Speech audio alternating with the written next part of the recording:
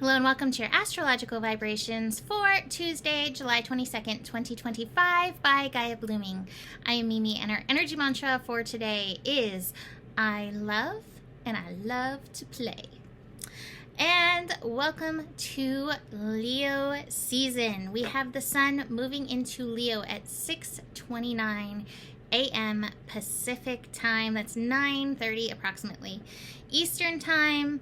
We also have a lunar shift this morning at 5:25 a.m. Pacific time. So it's going to be kind of a little slow and wonky morning. So just be aware that between the lunar and solar shifts, and we're going to be in that zero energy. So be aware of that. And yet here we are in the season of Leo. And the focus really is going to be similar to Mercury retrograde in Leo, which is reconnecting to heart.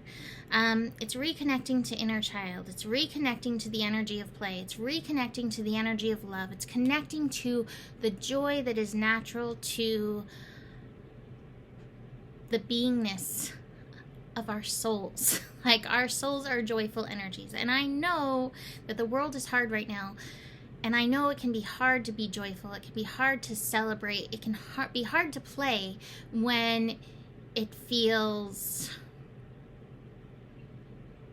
all of the things that it feels out there. So many layers of things. Daunting would be one thing. It feels very daunting to play because when is the next shoe going to drop from like the million-foot octopus, right? So this is going to be our call to reconnect with joy, our call to reconnect with our inner child. A lot of times I kind of feel like, especially when I look at the leaders of the world, it feels like little boys still playing video games and trying to win rather than recognizing that this is real life and they're leading nations, right? So we want to play, so we have our space for play, and so we have our space where we can be adults and lead with maturity. Sun in Leo for the next 30 days gives us an opportunity to connect with these energies. Now, it doesn't mean that play is necessarily going to come easy. It doesn't mean that your connection with your inner child is going to come easy. It doesn't mean that love and connecting to heart and joy or any of this is going to be easy. And yet, this is a time to make a concerted effort to move in that direction, to align with these energies. I'm so excited. I have a new deck and it's beautiful. It's the Inner Child Oracle by Amanda Lynn Aisling. And these are beautiful cards, so I'm excited for the next 30 days to utilize these cards to help us work through these layers. Now, Leo is interesting because while it connects to heart and inner child, love, joy, romance, play, all of these things, it also connects us to ego and pride. And so that's going to be the flip side of the coin. That's going to be the converse that we can see pulling us out of the heart work that we're meant to bring forward in this lifetime.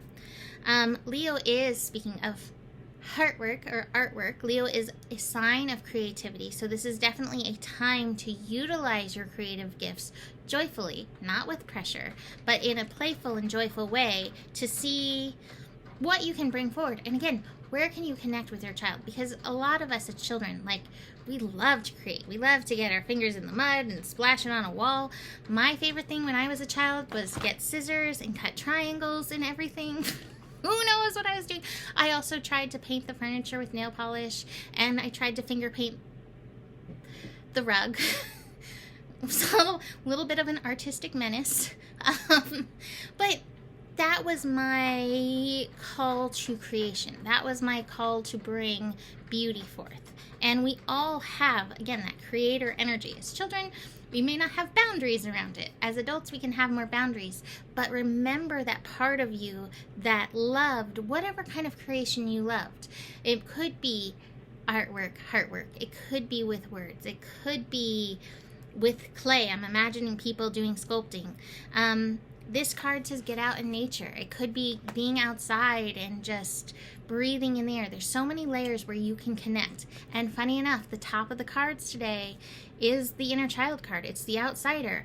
And I love this card because while this card shows being knocked on the other side of the gate and wanting to get into this place of like color and beauty, the lock is open. And for many of us, this is the case, that while it can seem daunting, this can also seem daunting, right? To connect with this energy, the lock that's there, this blockade that's here, is not as difficult to break open as you think that it might be. So this is a time to connect with this. Again, concerted effort, like really focusing on this. Asking yourself intuitively, what age inner child do I need to connect with today? Okay, 5-year-old. Okay, 5-year-old Mimi, 5-year-old Joe, 5-year-old whoever. What do you need? What do you want to tell me? Where are you feeling stuck in this energy? What do you want to do? What do you want to play? And listening and honoring that energy, and also tending to the places where the wounding is.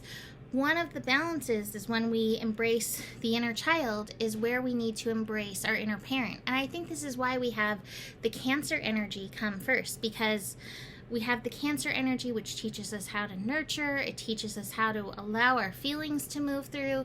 And I find Cancer energy to be very motherly. And so it brings us this ability to bring the mother to our inner child self.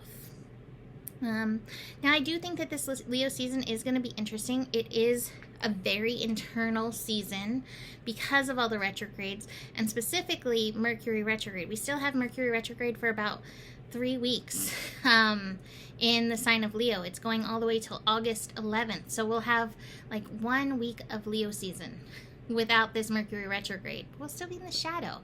So the shenanigans are still going to apply. Talk about shenanigans. It got shenany here last night. But through that, can you laugh? Can you show your inner child how to deal with challenges, inconveniences, even scary things? The scary thing here was, and part of the shenanigan was, my neighbor got bitten by a snake last night at 11 o'clock at night. And so there we are, racing to the hospital with a police escort. Never done that before. Really late at night. And he's doing okay, but, his name's Trevor. Please keep sending him good vibes for healing on this. He's in the hospital and they're taking good care of him. So, side weave of the shenanigans.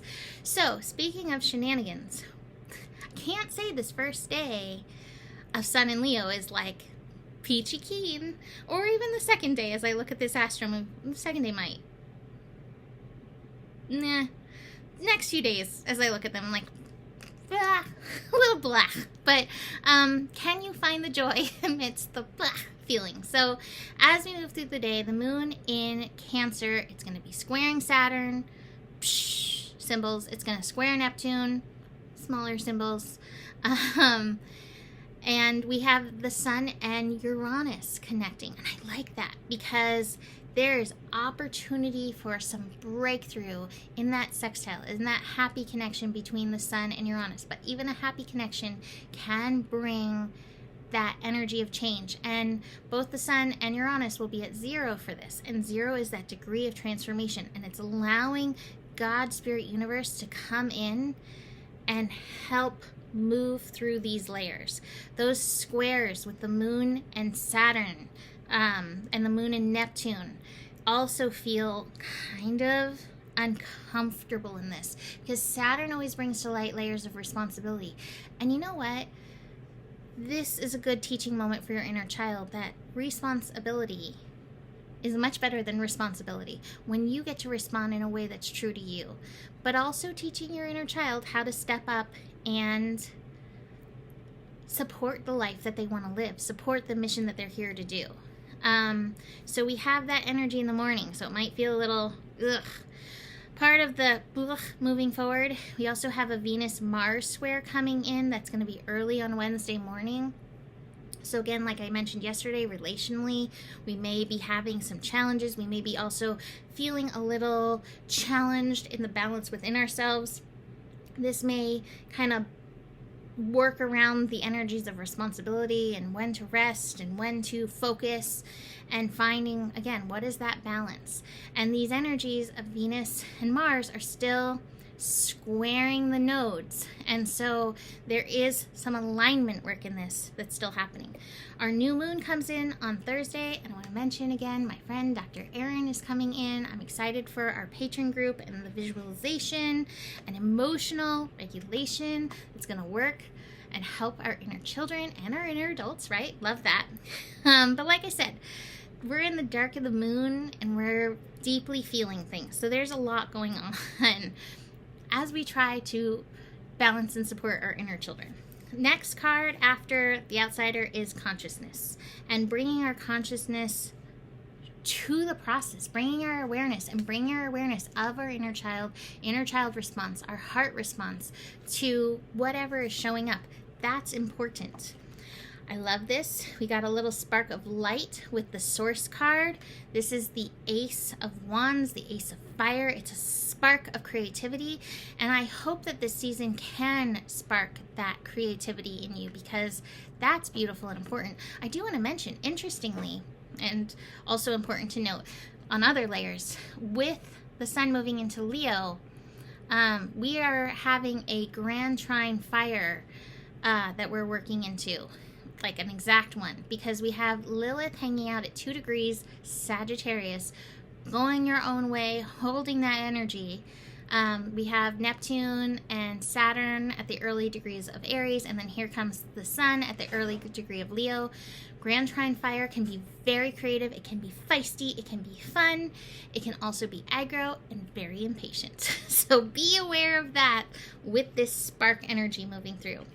2 more cards to be aware of. Slowing down.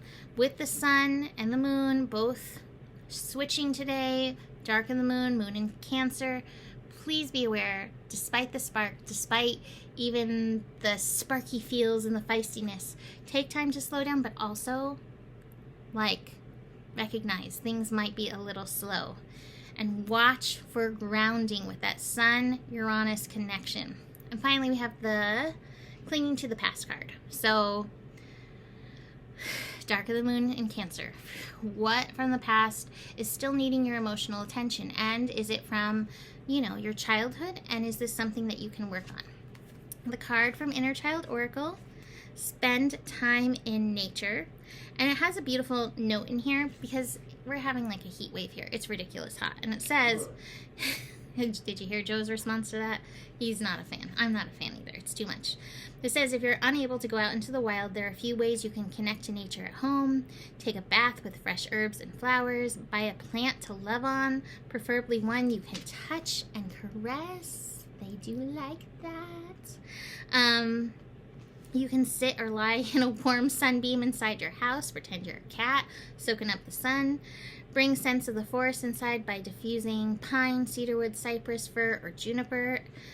Let your senses guide you on your journey to connecting with nature from the comfort of home. And it has a little journaling prompt.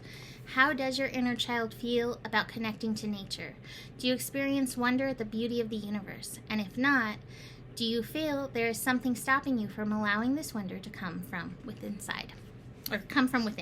So there we go. I'm going to leave that there for today. Happy Leo season. I hope it brings you joy. I cannot promise the shenanigans of the world will stop, but I can promise you, if you make an effort, it is going to feel good and bring forth some beautiful energies for you to connect to. You can book a reading if you would like some support digging into your connection to your inner child or anything else. Email me, mimiclark@gmail.com. And the better it gets, the better it gets. There's more than enough love in the world for you. You have the power, and may your guiding light be strong. My light stayed on today. And know that you can trust your process. Namaste.